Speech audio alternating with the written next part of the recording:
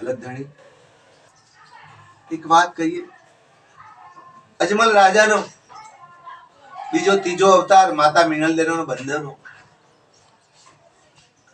એ વાત ઉપર આપણે જઈએ તો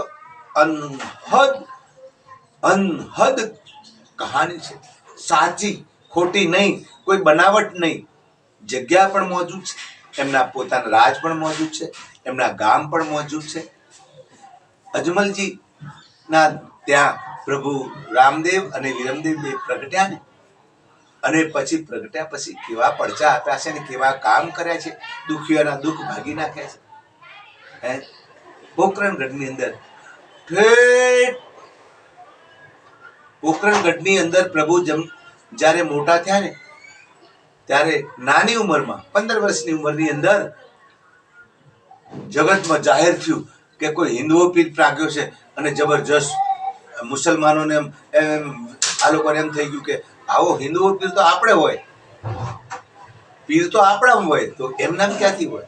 તો ઠેઠ મક્કાથી મુસા પીર અને દામન પીર એવા 5 પીરો ભગવાનની પરીક્ષા લેવા આપણા ગુજરાતમાંથી રાજસ્થાનમાં આવ્યા, અને ભગવાન રામ પ્રભુની પરીક્ષા કરવા માટે આવી ગયા. અને પ્રભુની પરીક્ષામાં લેવા આવ્યા ને, તો પ્રભુએ પરીક્ષા તો એ લેવા આવ્યા, પણ પોતે એ લોકો પરીક્ષા આપી જ ગયા પ્રભુ આગળ.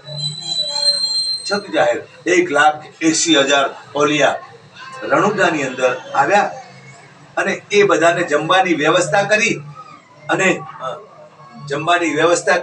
અને હાથમાં જે પેલી તો મસાલો આવતી અજવાળા માટે, તો 1,80,000 સંધ્યાકાળ થયો ને, બધાનું જે માગ્યું, ઓલા કે આમ બોલો જમવાનું, ત્યારે જમવાનું પણ તમે બાનું કાઢ્યું કે આપણે એ ના પાડે ને એટલે આપણે જતા રહીએ એને હરાય. ભગવાને એમ કે ભાઈ તમે જે માગશો એ મળશે. બોલો કે અમારે વાસણ નહીં, તો એમનું બર્તન વાસણ લાવી દીધા મક્કાથી, બધાના વાસણો. પછી એમને બેસવા માટેની જાજમ, એ જાજમમાં બેઠા ને, એક બેઠો બીજો બેઠો, અને જાજમ મોટી થઈ, સરક સરક એમ મોટી થઈ. 1,80,000 ઓલિયા એ જાજમમાં બેઠા. આવા અનેક પડચા જોયા, જે માગે એ મળે. કે કોઈ કે બાજરીનો રોટલો ખાવો તો રોટલો, કોઈ કે મારે દૂધ પાક તો દૂધ પાક, કોઈ કે મારે લાડુ તો લાડુ, જેને જે ખાવું તે માગે. અને પીરસણિયા તો આમ, અને પ્રભુ રામદેવ પીરનો ભાલો ઉપર ફરે આમ, એટલે વિરમદેવ કે હે કોઈ ભૂખ્યા રહેશો ને તો આ ભાલો તમને ભોંકાડશે, જો ઉપર ફરે છે ભાલો ફરતો તો છૂટો બધાનું ધ્યાન રાખે. આમ બધું જોઈને બધા ઓલિયાઓ આમ ફફડી ગયા. અરે રે, હવે ત્યાં કોઈ નાટક કરવા જેવું નથી, ને કઈ આપણો ફજેતો થશે, ક્યાં જશું? માટે છાના માના ભગવાન આ કોઈ અંદર કહેવા માંડ્યા, અને કહેવા માંડ્યા, કેવું કહેવા માંડ્યા, આ કોઈ હિન્દવા પીર તો હિન્દવા પીર, કોઈ ઓલિયો છે, કોઈ મહાન છે, આને સતાવાય નહીં. અંદર બધાય, અને પછી બધાય માદડીઓ પેડી ઊભા થઈ ગયા. બધા ભગવાન બેઠેલા હતા. ભગવાને કીધું કોઈ ભૂખ્યા નહીં રહે, કોઈ તકલીફ હોય તો કહેજો, મારા વતીથી તમને કોઈ તકલીફ ના. ત્યારે મુસાફિર બધાય પીરો ઊભા થઈ અને રામદેવ પીરનો જય જયકાર કર્યો. જય જયકાર તો કર્યો, અને 3 વખત જય બોલાવી રામા પીરે, અને જય બોલાવી મુસાફિરે. કેવી ખબર છે? કેવી જય બોલાવી? કેવી જય બોલાવી? હે હિન્દવા પીર કી જય, હિન્દવા પીર કી જય. આવી રીતે 3 વખત જય બોલાવી. ત્યારે ઓલાના બધા ઓલિયાઓ આવેલા ને, એમને માદડિયા પહેરેલા, કોઈ આય પહેરેલા, એ બધાના તૂટી નીચા પડી ગયા. ત્યારે બધા ધ્રુજવા માંડ્યા, અને બધા હાથ જોડીને બધા જય બોલી, જબરજસ્ત. ત્યારે ફરીથી એક વખત જય બોલાવી, રામ સાપીર કી જય, રામ સાપીર કી જય. જય જયકાર કર્યો.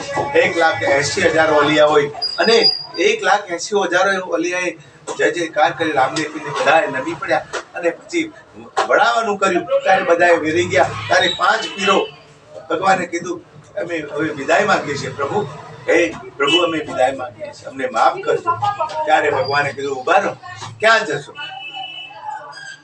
પોખરણગઢના રણુજાની બાજુમાં આયા બાર ગાંધરે, તારું કે હવે ક્યાં જશું? તો સાસર એમના એક મિત્રને કીધું ભગવાને કે જા આ આ આ ઓલી પીપળાની ડાળ કાપી લાય. એમાં પીપળાનું એક ડાળું લાયા અને પીપળાના ડાળ ઉપર મૂકી નીચે મૂક્યું અને કીધું કે બેહી જાઓ તમે 4-5 જણા આની પર બેહી જાઓ ડાળ ઉપર. પેલા વિચાર કરે કે ડાળ ઉપર બેસ્યું શું થશે, શું વિચાર કર્યો. પેલા પણ ખબર પડી ગયેલી કે હવે તો ભગવાન આ તો પ્રભુ જ છે, કોઈ વાલિયો છે, મહાવાલિયો છે. ત્યારે પ્રભુને એમ કીધું ઓલે હોય કે તમે આવું સમર્થન ક્યાંથી લાયા? ત્યારે પ્રભુએ કીધું આ તો તમારા બધાનું પુણ્ય છે. અને ડાળા ઉપર બેઠા અને ભગવાને ધર્મ મંત્ર બોલ્યો અને ડાળું આકાશ માર્ગે ઉડ્યું અને આકાશ માર્ગે ઉડ્યું. બધા રામ સ્થાપિત જય જય બોલાવતા બોલાવતા આકાશ માર્ગે ગયું. ઠેઠ મક્કા પહોંચી ગયા અને મક્કાએ કીધું તમારું અમારું ડાળું પાછું મોકલાવો. પીપળો ત્યાં જઈને ઉતરી ડાળું કીધું એમની શક્તિથી પાછું મોકલાવ્યું, પણ એમની કોઈ શક્તિ જ નથી. એ ડાળું મક્કા મદીના પીપળો વાયેલો છે એમ કહેવાય છે. આવું શાસ્ત્રો સંતો મહાપુરુષોનો એમ કે પુરાવો છે. જય રામદેવ, જય અલગધણી, જય રામ સાપીર.